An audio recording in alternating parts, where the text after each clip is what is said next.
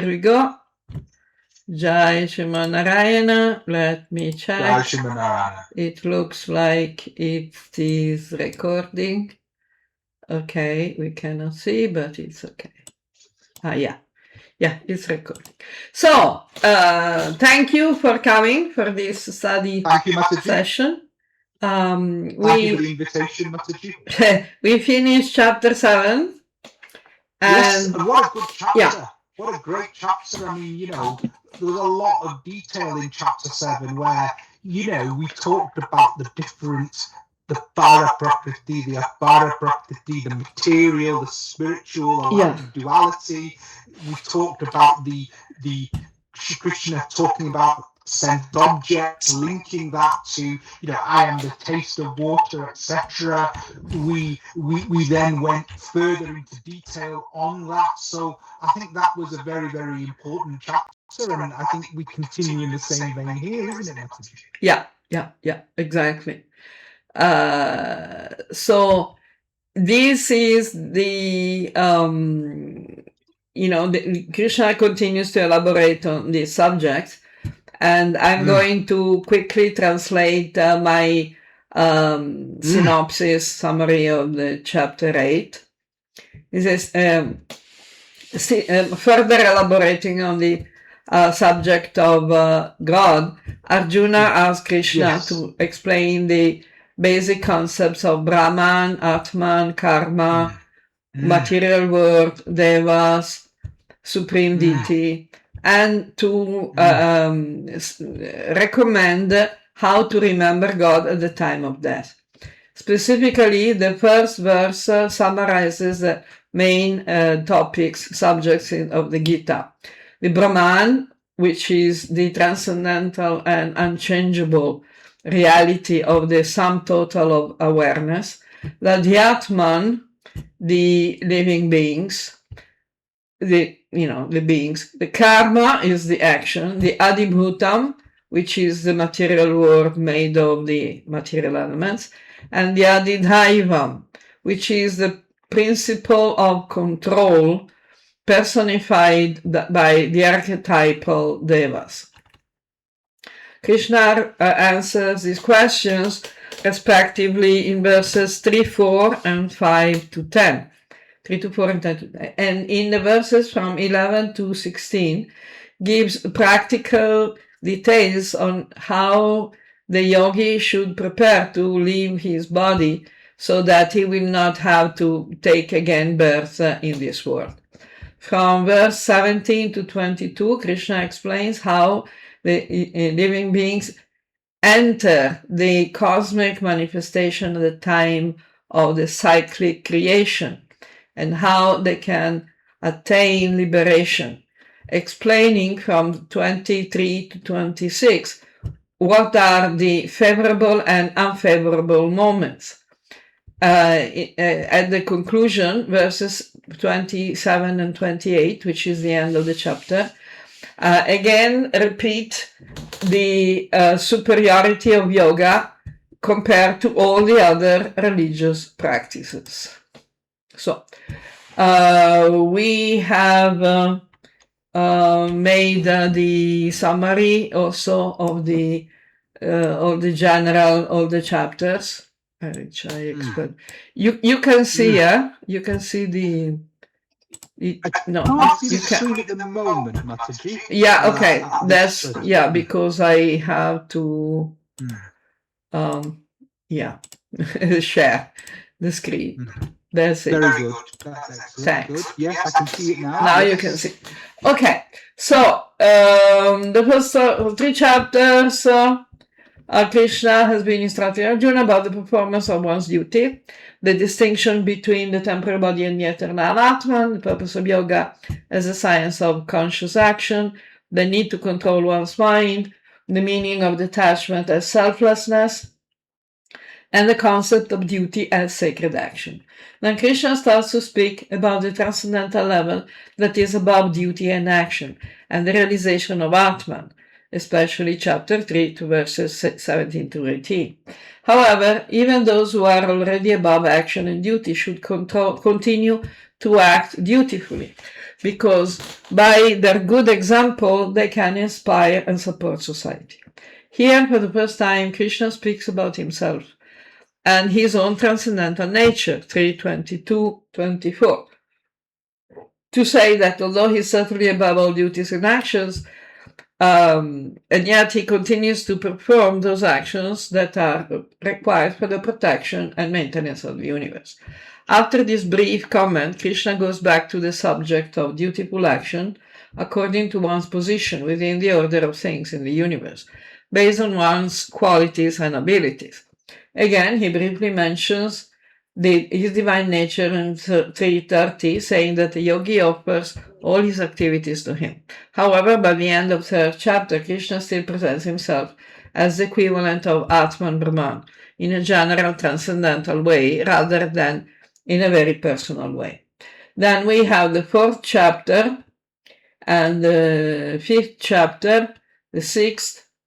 We can, if you have the book, you can go on and have a general summary of all the chapters up to here. Yes. Yes. So I don't want to repeat the whole thing because maybe it will become I don't know. You can read. Yes. Then verse 1 again, Arjuna is repeating the same concepts that we found at the end of chapter 7. So Arjuna said, O Purushottama, what is Brahman, what is Adhyatma, what is Karma, and what are the realities called Adibhuta and Adhidaiva? Yes, absolutely. And this sometimes cause people, I've been stuck with these definitions.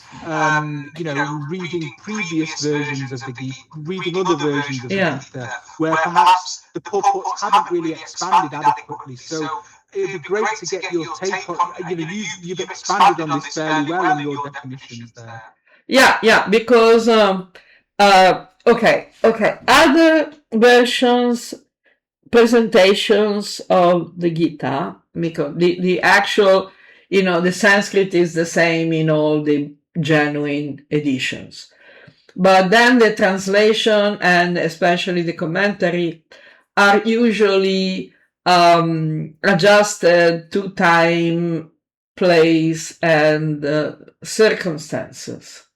Yes. To a particular public of people who is listening to the translation and commentary. Of course, if we want to introduce the concepts to a very simple-minded audience, and especially to people who are coming from an Abrahamic background, the presentation will be focused on the meditation on a particular personal form of God as devotion, because devotion is something that you find in all religions, including the Abrahamic religions. So devotion is something that people can understand. But devotion to what? Devotion to God, of course. Now, when people have the idea that God is a person, which is a fact, it's not untrue, but when they think about God as a person, they project usually their ideas about what a person is or is supposed to be. It's really interesting you should say that, because this was the impression I had. Should the word, and I thought that God was primarily a person. I didn't take into account the foundation of consciousness. So yes. I'd love to hear your expansion on this, Mataji. Yeah, exactly. This is the special quality of Bhagavad Gita because, of course, Krishna is presenting God as a person, as a supreme person, supreme personality. But as as Bhaktivedanta Swami was saying, is the supreme personality of Godhead.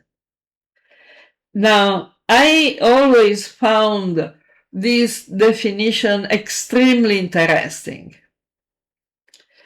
The people, of the Bhaktivedanta Book Trust, for whom I was working for several years, at the books, didn't think that expression was good enough because they couldn't understand it. So when people who have, again, to use a peculiar expression by Prabhupada, when people have a poor fund of knowledge, they tend to dismiss as not good enough whatever they are unable to understand. So they thought it was just bad English. But Godhead is not the head of God. We can say Godhood, the concept of God. And of course, God has personalities, a lot of them, all of them.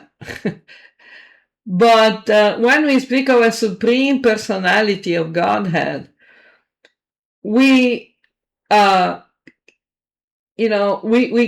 the impression that God, the supreme personality of God, is not a limited character. It's not a limited figure. It's not, God as is presented in the Abrahamic ideologies. So it's much more than that. And in fact, we find in Bhagavad Gita, as well as in the other Vedic Shastra, that God is much more than one person. So when Arjuna is calling Krishna Purushottama, is a Uttama Purusha, the greatest, the supreme among all the Purushas, and the original Purusha as well. Because the Purusha is one.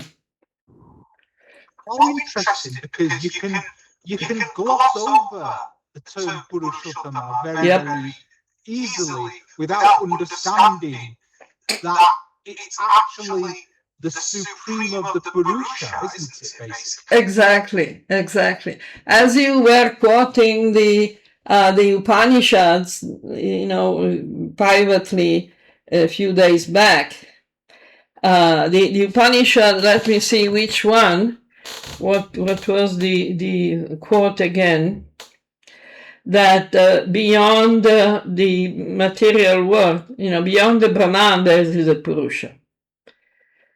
Okay, let me check. You remember?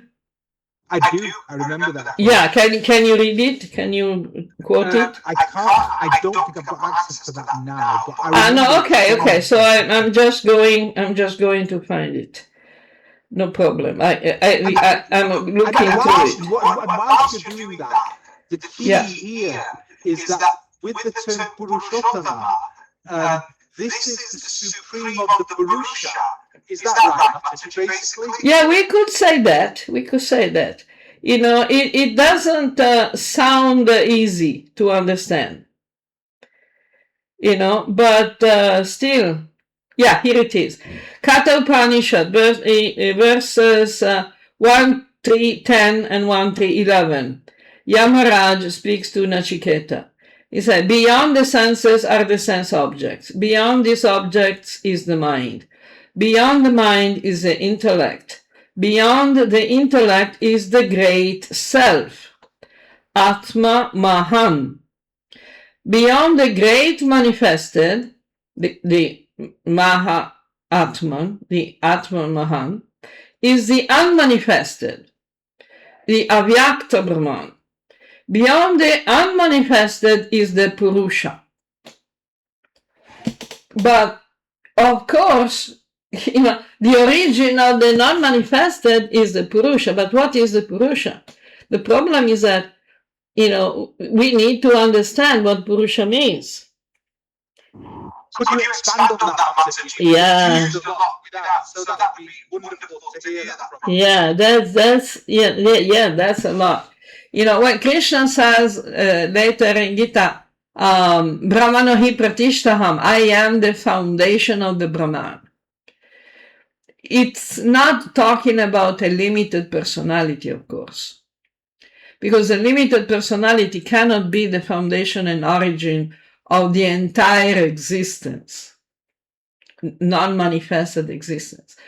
But the Purusha is at the same time manifest and non-manifest. So the non-manifested is the sum total of all the existence. But there is a cause, the Sarva Karana Karanam. There is the origin of everything even before it becomes manifested. And that is the Brahman. But beyond the Brahman, there is the Purusha. So, when Arjuna is asking, what is the Brahman? What is the Adhyatma? What is karma? The Adhyatma is coming from the Brahman. So that's why the Upanishads say, Aham Brahmasmi, Tattvam Asi. Because we are manifestations of the Brahman. And again, as we have said many times, manifestation doesn't mean that we begin to exist. We exist as we always exist. That is also what Krishna says, that the Atman is eternal, eternally existing. But it becomes manifest, just like the avatar. So we are, tiny avatars. Yeah. But we... it makes sense. It makes complete sense. Yeah. But as Atman, we are of the same quality of the manifestations of the avatar, like Vishnu, but we are very small. So we are covered by the Maya, by the divine Maya, Daivi Gunamai. While the big avatar is not. It's like, again, the gunas are just like the threads, the ropes, like a fishing net. It's easier to see Mahamaya as a fishing net. A fishing net can catch a small fish, but cannot catch the big one. You described Mahamaya as a mother tiger's sort of jaw. Yeah, exactly. Yeah. On the one hand, she uses it to pick up her pups, but her cubs, sorry. And then on the other hand, it can be used to kill prey, depending on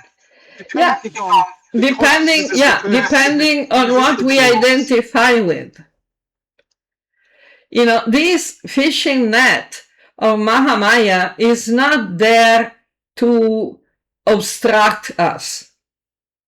It's there to support us, to sustain us while we grow. When mother picks you up, and keeps you on her knees, on her lap, she's not keeping you imprisoned. She's supporting you, she's protecting you, she's giving you the opportunity to grow. Now, when we grow enough, when we are sufficiently grown, the net, the fishing net of Mahamaya doesn't hold us anymore. And that's why Krishna says, those who take shelter in me can easily overcome the Daivi Eshagunamai. because Mahamaya is not interested in keeping us imprisoned, but she has the function of holding us so that we don't lose ourselves. We don't become completely, covered without any direction. This is the purpose of the material body and the material world. Now, some people who are very confused by duality, by the illusion of duality, and among them, the Abrahamics, by the way, think that the material world is a prison. And they say, Durga is a fortress, means a prison. So Durga is a prison. Mahamaya is the witch that keeps us sleeping so that we cannot escape. We cannot achieve liberation. We cannot become free. It's interesting you say that because, and this is what I sent you the other day, was from the hymn of creation, the Mataji Sukta from the Rig Veda, which defines the primeval Atman as seedlings. Yes. Which is what you talked about, so that they then grow thereafter. So it's one of evolution and growth rather than the material world being a trap.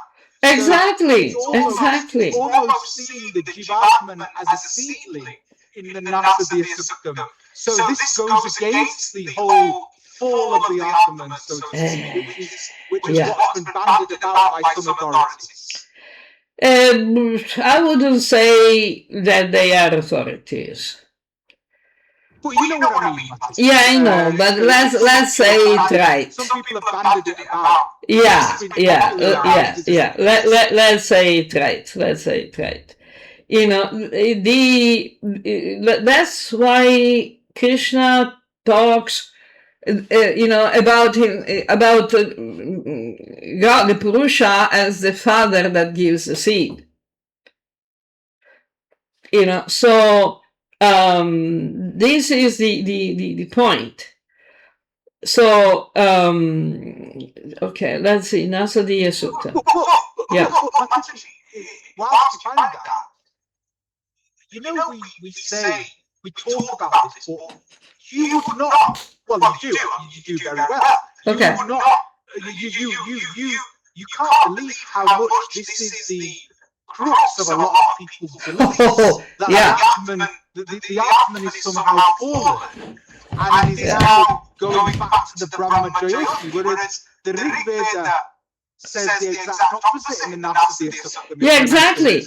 The unevolved, unmanifested, and not, the immature Atman goes back to the Brahma Jyoti at the end of a cycle of creation to take rest. But that's not the final liberation. It's like going back to sleep. Because the material universe becomes non-manifested.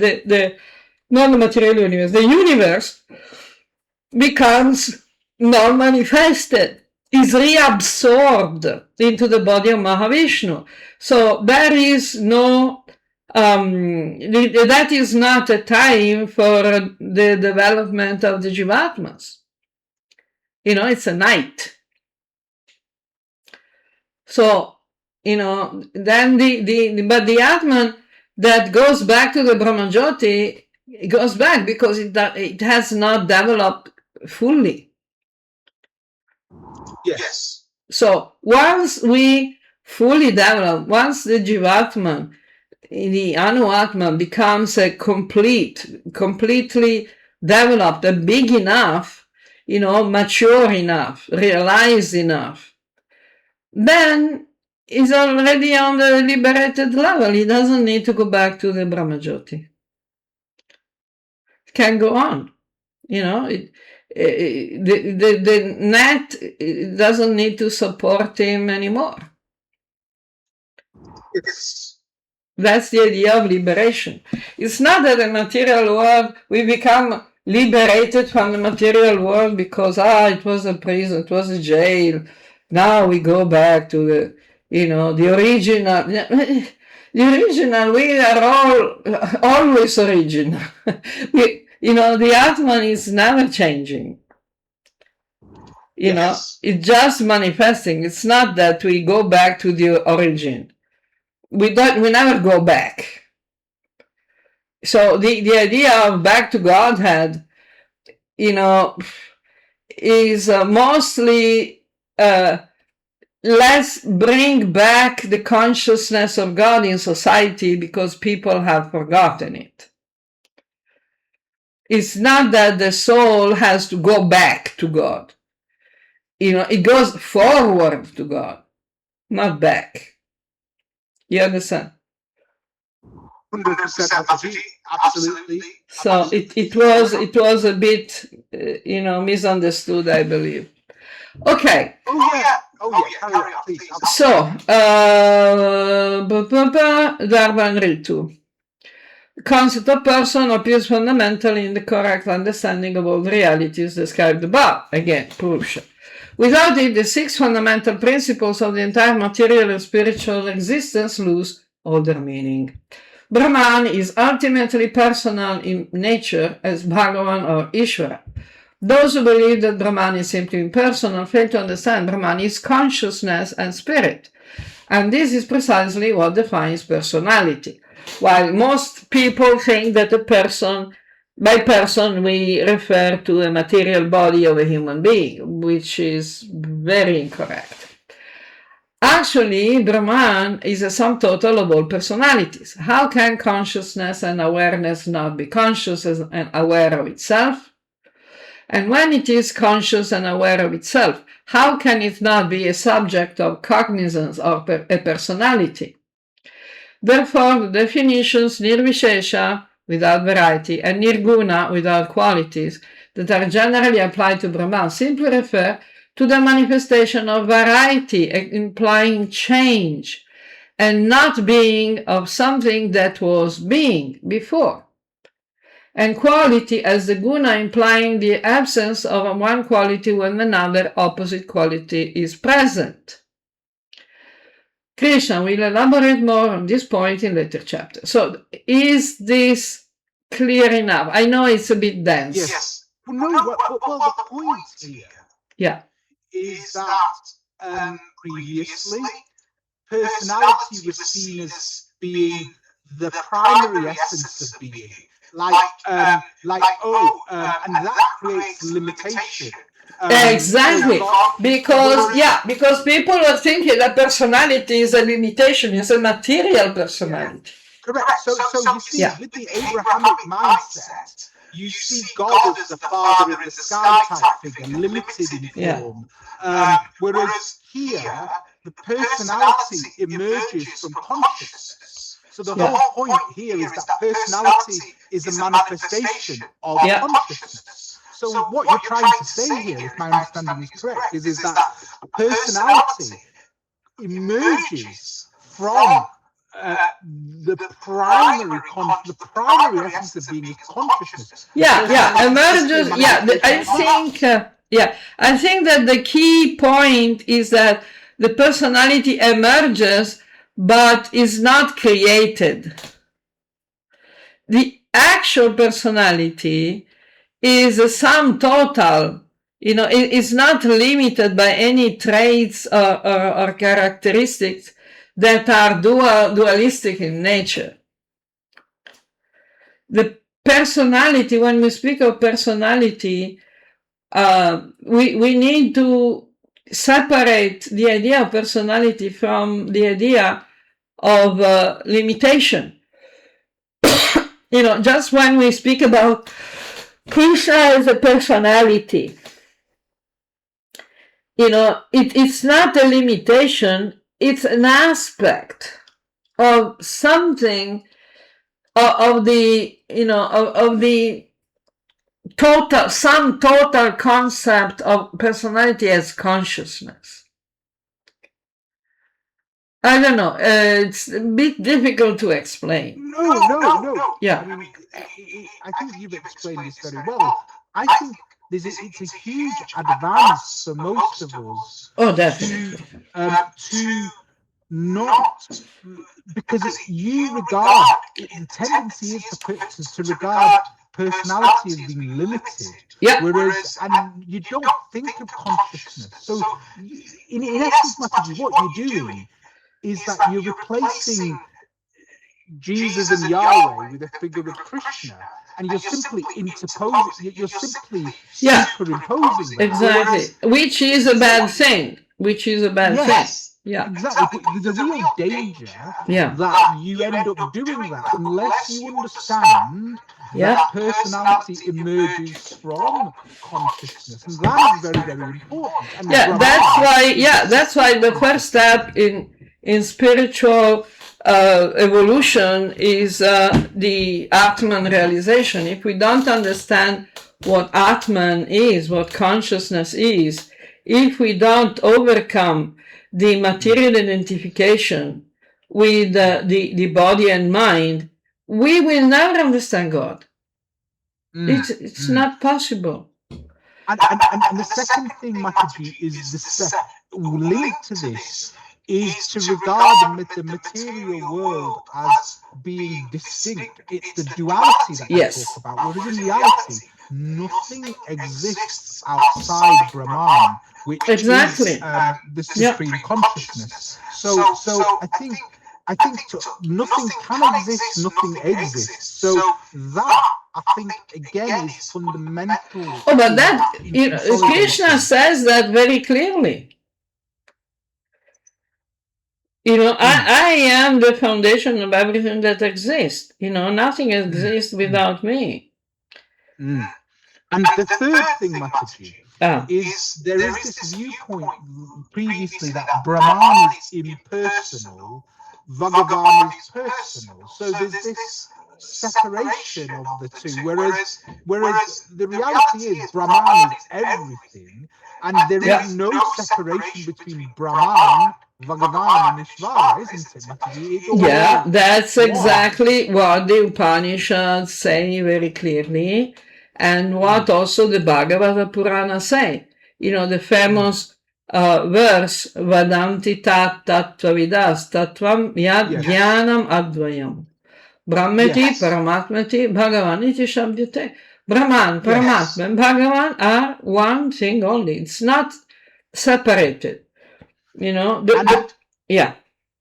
So absolutely. So I think these consolidating these. So then the next point, and we've talked about this before. The next point is the material, like the table, is the formation of the table is temporary.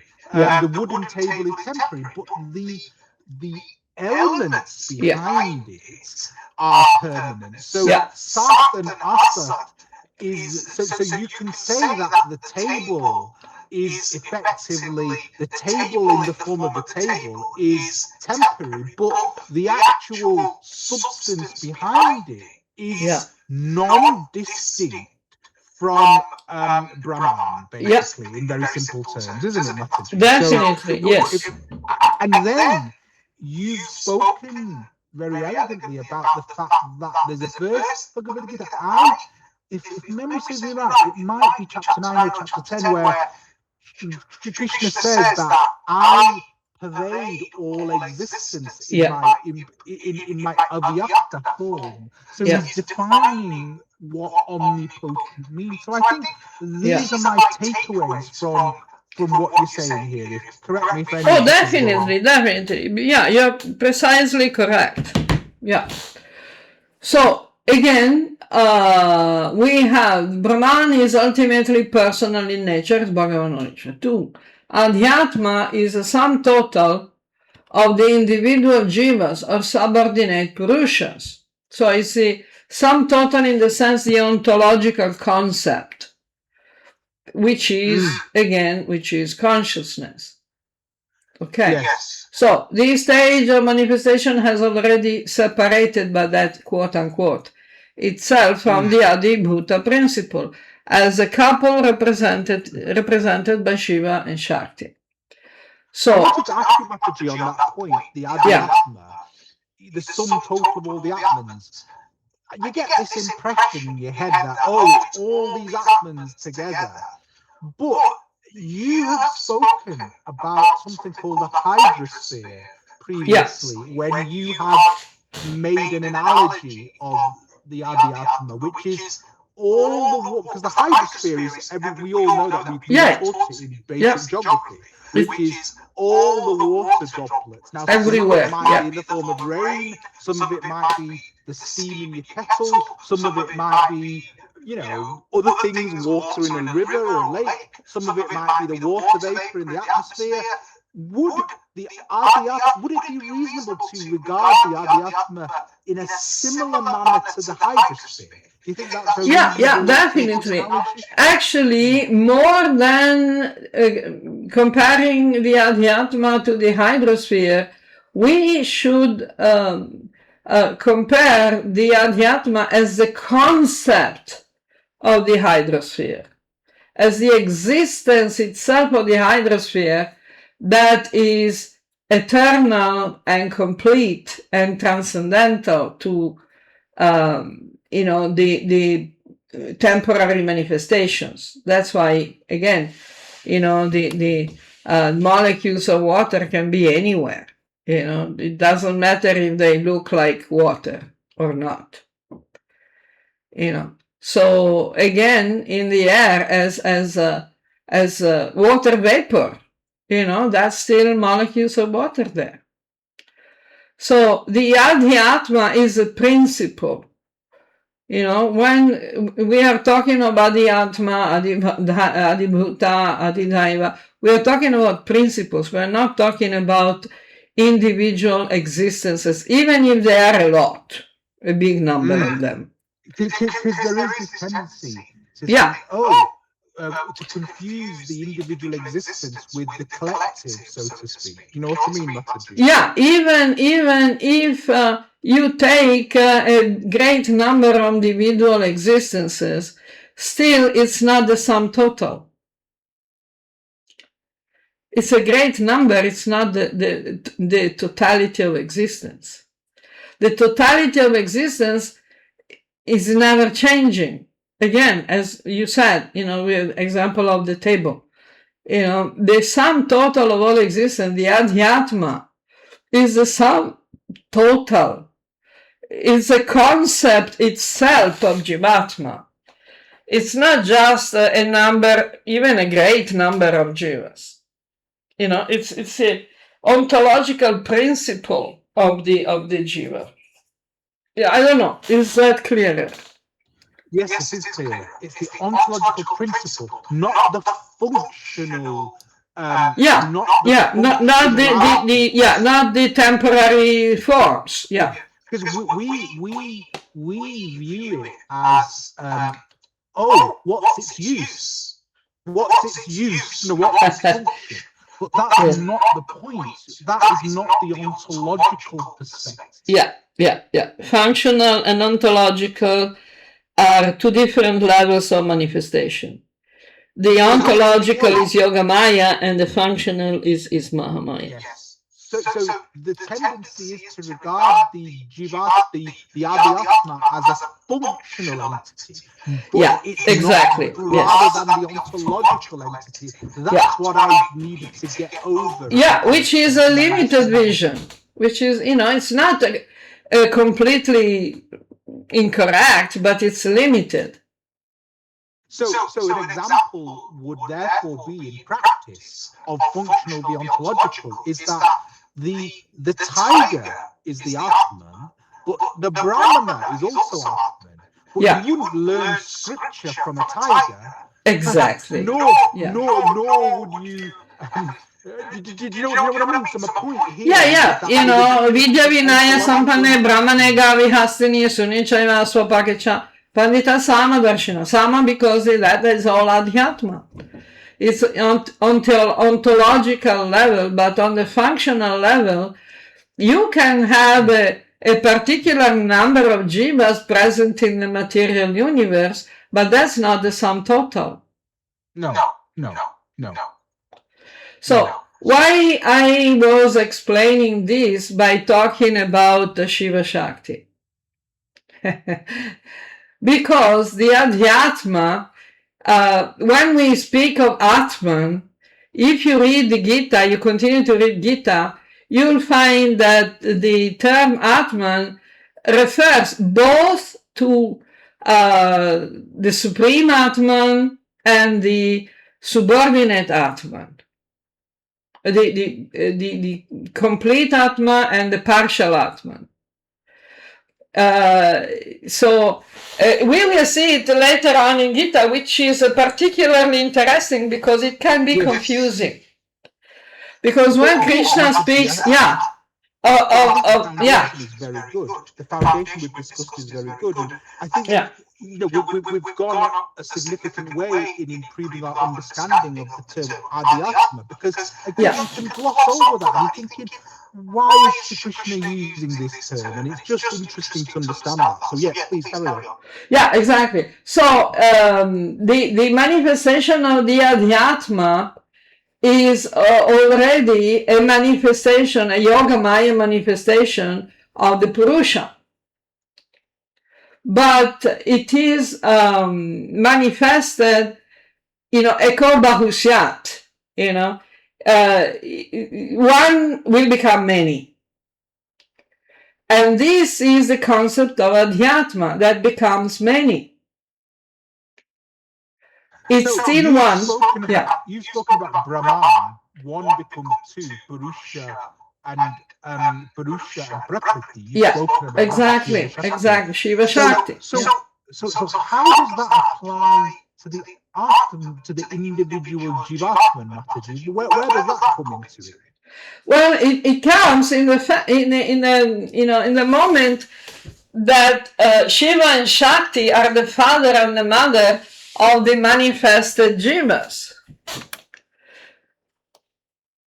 Because when the jiva is not manifested yet, is still in Vishnu's Brahmajyoti, in Narayana para avyaktat, from the avyakta that is Narayana, which is the supreme. What's said in the Mataji Suktam as well. Exactly. It talks about a time before creation. Exactly. So that's interesting. So please carry on. Because as it is also said in the Upanishad, the one which is Avyakta Narayana, which is the Purusha that is beyond the Brahman, that is before the Brahman, which is the origin of Brahman, is not manifested as well. But not manifested doesn't mean it doesn't exist. It means that it's not limited. It's a one. It's a one. And the Mataji Suktam says, exactly. In 2, where there is then neither death nor deathlessness of immortality. Exactly. No night or day. There is only that, the one self-existent Brahman, breathing without breath. Actually, it's before the Brahman, even before the Brahman. When Brahman is, after the origin of Brahman, we have Brahman, which is already not manifested, but it's already two. It's already Purusha and Prakriti. Because Brahman is both the spiritual and the material. Yes. But before the Brahman, there is no distinction. No. So the origin of the Brahman is everything that exists. Now the Brahman is still everything that exists, but it's already dancing. So the one is already manifested in two. And then the two manifest all the Jivatmas. Yes, and that's in sort of verse 5, where they say the waves and vibrations of these causal potentials of divine property extend in time and space all around, up, down, and transverse. Exactly, There precisely. are the individual souls also, seedlings, great and yearning for emergence into life. In all this process of creation and evolution, the divine will is supreme, and the divine potential Prakriti, the seeding souls and potential evolutions are all subservient and subordinate to the divine will. Very interesting, Mataji. Yes, definitely. That's why the Bhagavad Gita is said to be the Gita Upanishad. Is the cream of all the Upanishads. Yes, I've heard of the term Gita Upanishad. Yeah, that's Adi Shankara's definition. Okay. Oh, okay. Yep, please carry on. You remember the Gita Mahatmya? You say that the Upanishads are like the cow, and Gopala is milking the cows and making the cream. Okay, then we go on. Number 3. Karma or activity or duty requires a karta or person that carries on the action. So, without the subject of the action, no action can be performed. Although, of course, the consciousness of the karta does not have to be materially identified. Okay, this is... okay. There is nothing more... there is no greater subject that causes confusion than karma. Oh, definitely. And again, please don't laugh when you hear this. No, I'm not laughing at you. I'm laughing at the idea because what you say is actually true. But you almost enter this state of being, if you listen to the wrong people, that you think, my goal in life is not to perform any action with any karma. My goal in life is simply to undertake bhakti only, so there's going to be no karma attached to it, because any karma means I'm going to be reincarnated. The problem is that they don't understand what is karma, what is akarma. Like Krishna says, it's very difficult. And they think that whatever action they do selfishly, if they stick on the label bhakti, then it will not make karma. Exactly. So you get into this point that my aim is to produce actions without any karmic consequences, good or bad. Therefore, bhakti is the only way, because it's an action that doesn't have any karmic debt to it, whether it's good or bad. Therefore, that's my aim in life, to act without any karmic debts.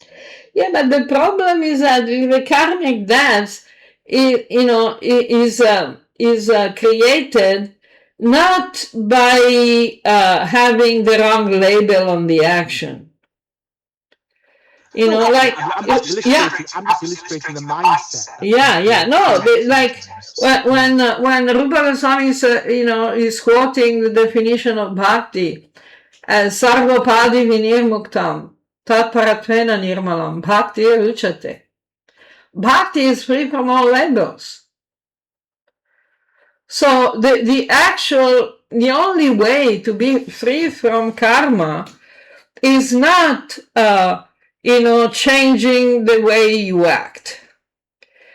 Is the knowledge that the action that you perform is your duty, and you're performing it because you need to engage the gunas into the gunas. You need to engage your body and senses and mind into the duties that are connected with your body, senses, and mind. Krishna is explaining it. They say that the Sthita Prajna, someone who is actually on the transcendental level, whether he sits down, gets up, opens and closes the eyes, and accepts or rejects or whatever he does, walks and sleeps, he knows, he is fully aware that only the body and mind are engaged in these activities. But the point is, what kind of activities should they be? Yes, twanta gratam papam, punyanam. We need to give up all the papam, all the bad activities, all the damaging activities, and we need to focus on punya. So you see, Mataji, people think that they want to go to Vaikuntha. This is how again, very crudely, you want to go to Vaikuntha, therefore everything has to not have any karmic debt to it. So everything's therefore got to be done without any karmic debt. So it's not about whether there's good karma. It's about no karma. And again, there's a real danger that you throw the baby out with the bathwater. Yes, it's interesting to note that if you had good karma, it's like when you have a bank account.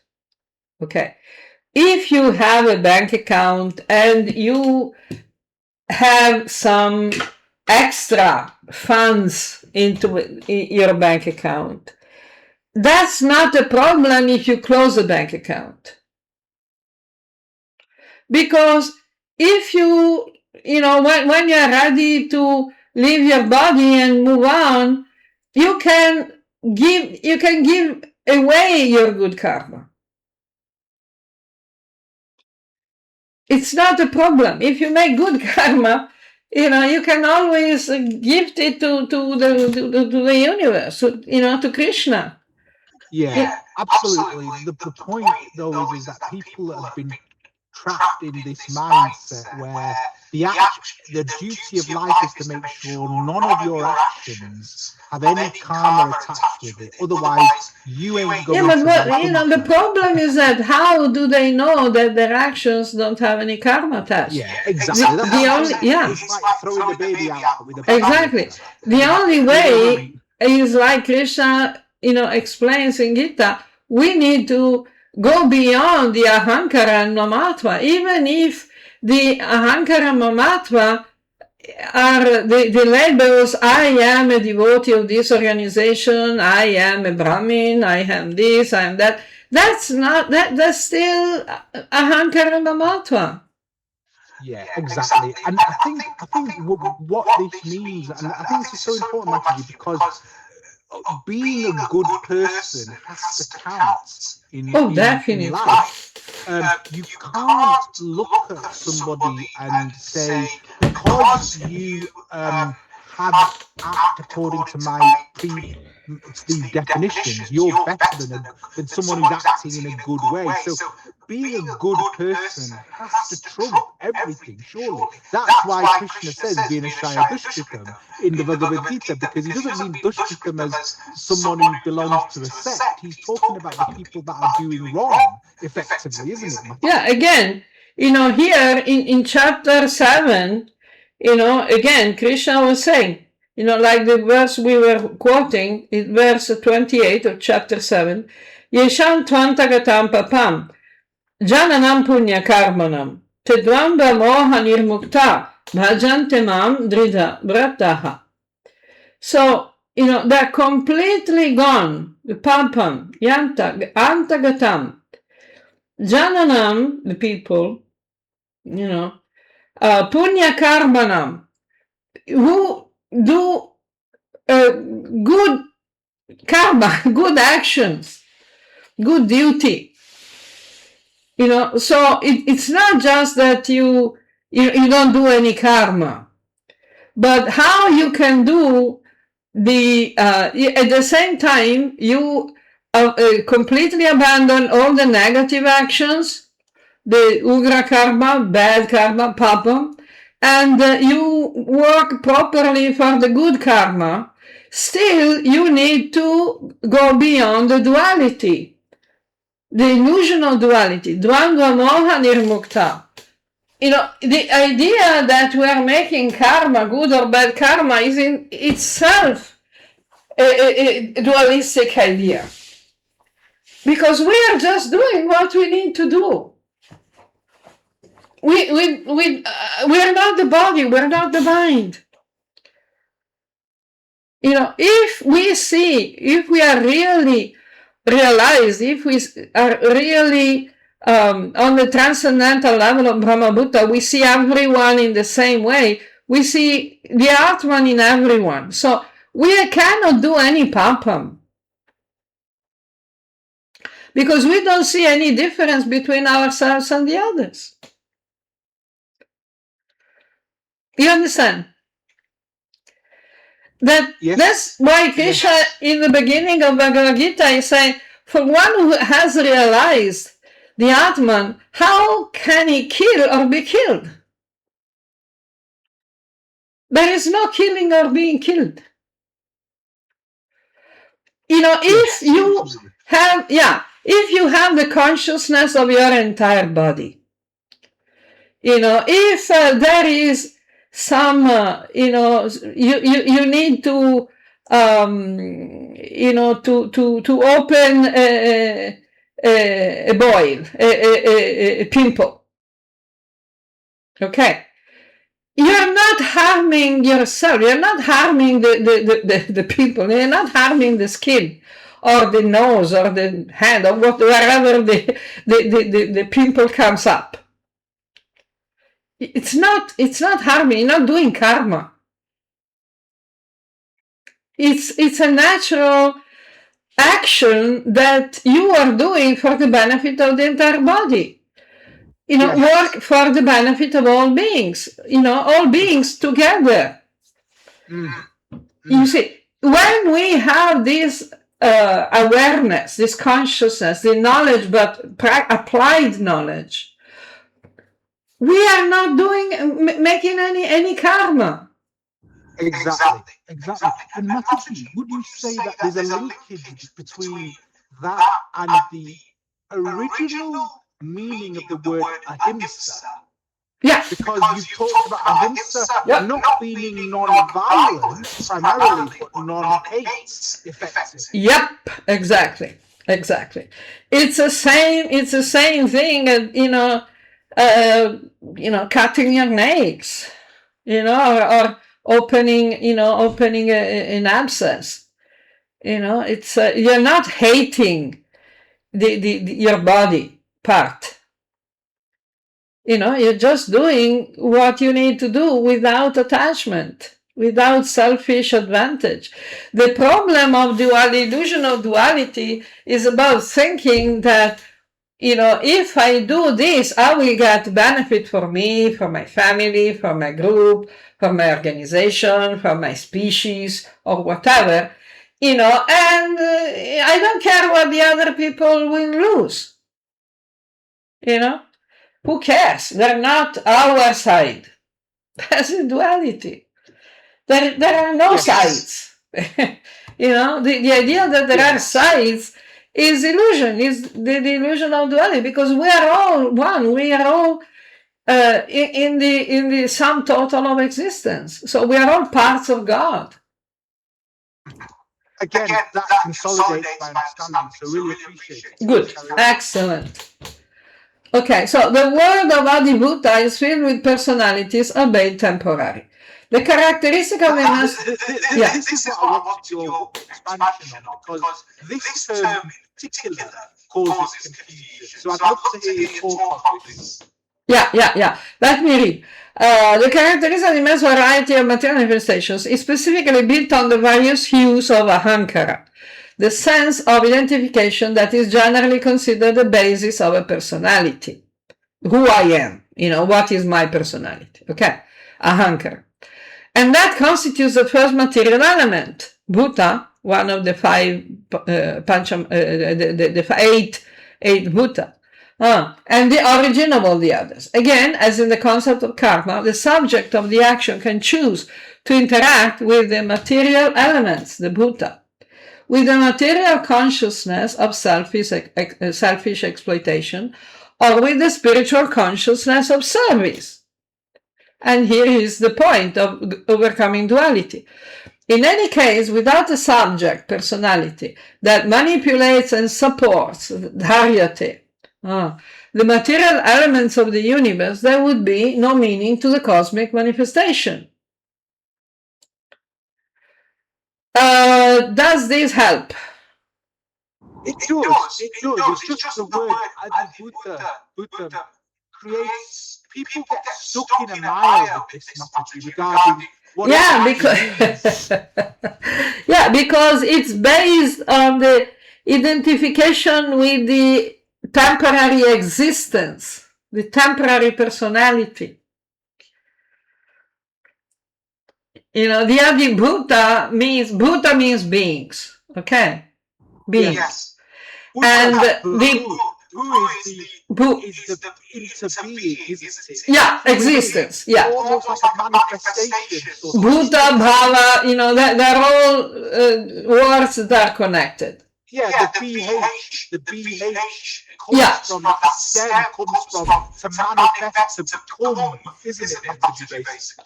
Yeah, exactly. But that means that we distinguish ourselves as a being from the rest of being. This is the concept of ahankara. Ahankara is the first of the material elements, material existences. So is Adibhuta the process by which one Atman becomes John Smith and the other Atman becomes Sally Jones, so to speak? Yeah. The Adibhuta is the differentiation, but not just John Smith, but all the personalities that we have been. Yes. So the distinction, the I. The I. The I and me. Aham mama.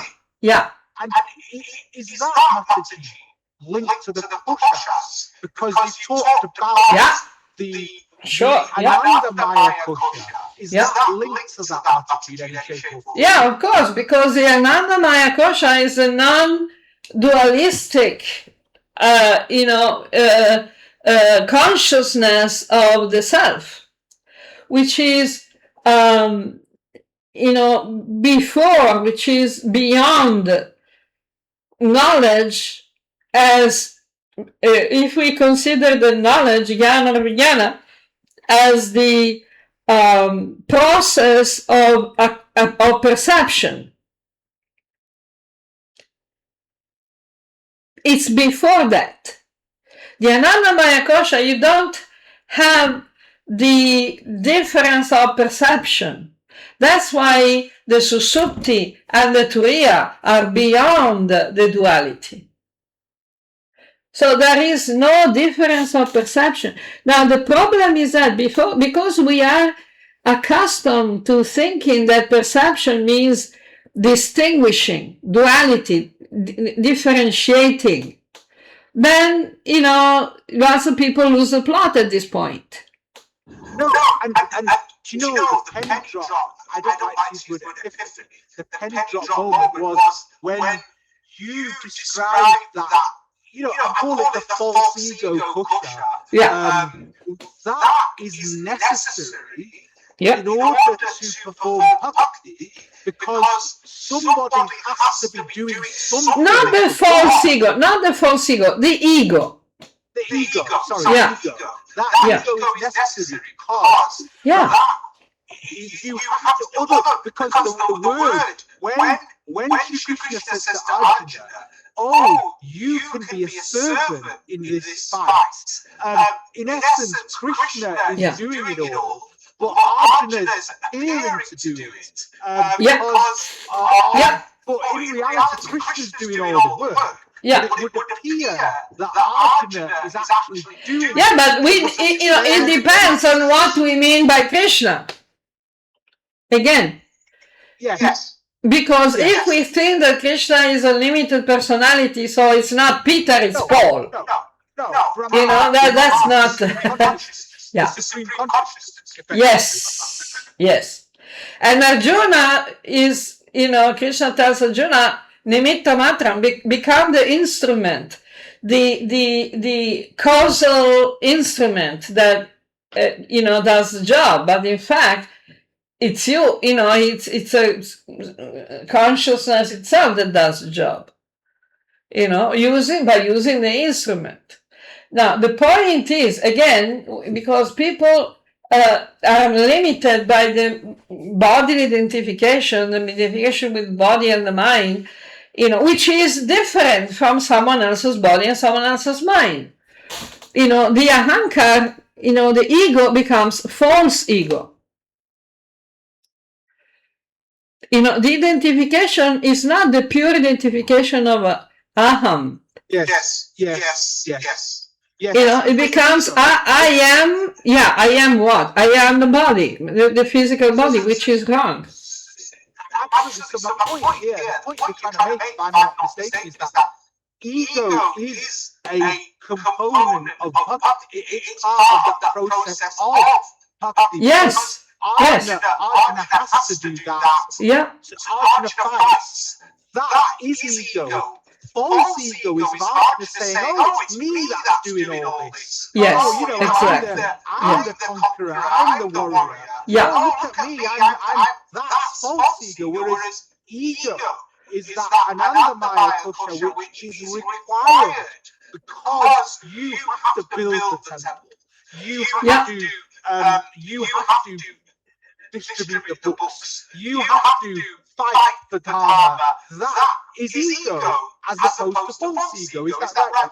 Exactly, and that's where Shiva Mahadev comes into the picture. Because Shiva is Shiva Tattva, is the intermediate position between the Vishnu Tattva and the Jiva Tattva. And we know that Shiva is controlling the ahankara.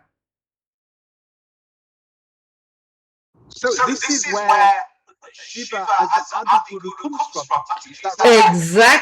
Exactly. So Shiva is showing us how to use the aham, the ego. And that's, through the yoga meditation that we overcome the material identification, but we still use the ego in a true way, not in a false way.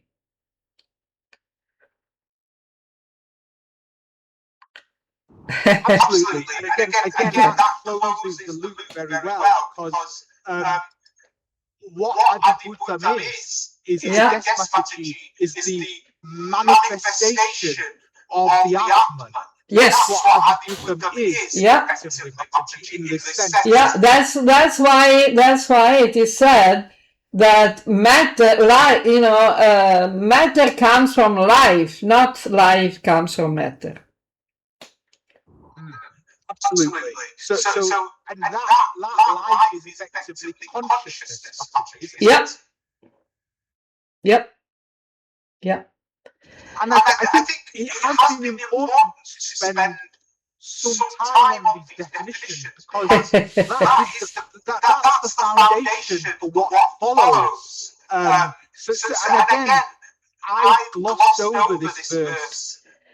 Even my commentary is very condensed.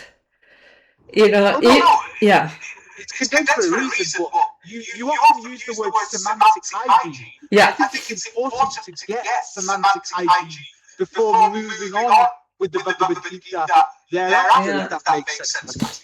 Yeah. Okay, so I think we can just go through the Adhidaiva and the Adhiyagya, and then I think we'll have sufficient for today. Yes, please carry on. Yes, we'll go through that, and then otherwise we'll go for indigestion. So the Adhidaiva is a controlling principle. As incarnated, well, maybe incarnated is not the best word, we can say personified. In millions of forms or personalities of the Devas, parts of the universal body, Virat Purusha, described in the Purusha Sutta. So the Adhidaiva is the controlling principle. So is that like the sum total of the consciousness of all the Devas? Yeah. With their function, Yeah, but then again, if we think that the Devas are separate personalities, competing separated from the Supreme Personality of Godhead, then we don't understand what we're talking about. No, please clarify this just for your listeners here. Okay. Then we have adhyagya, that will be mentioned in the next verse, is the principle of religious or spiritual activities that is different from karma and in a sense constitutes its purpose. This concept is summarized in verse 3.9. Yagyarthat karma no anyatra lokayam karma bandhana. Actions must be performed with a religious consciousness, spiritual consciousness. Otherwise, they will bind to material consequences. Again, this is all about consciousness. It's not about one particular type of action and, with the label. It's all about consciousness. So is this the consciousness of actions that are bhakti, Mataji? Yeah, bhakti, we need to understand what bhakti is. Bhakti is not a sectarian path. No, I'm talking about consciousness. Yeah, it is. Yeah, it is. Again, so is that some collective? Is that some collective of those of the consciousness of those actions? Yeah, it's a purpose of the actions. Yes. So we can perform the same actions with different, with a spiritual purpose or with a material purpose.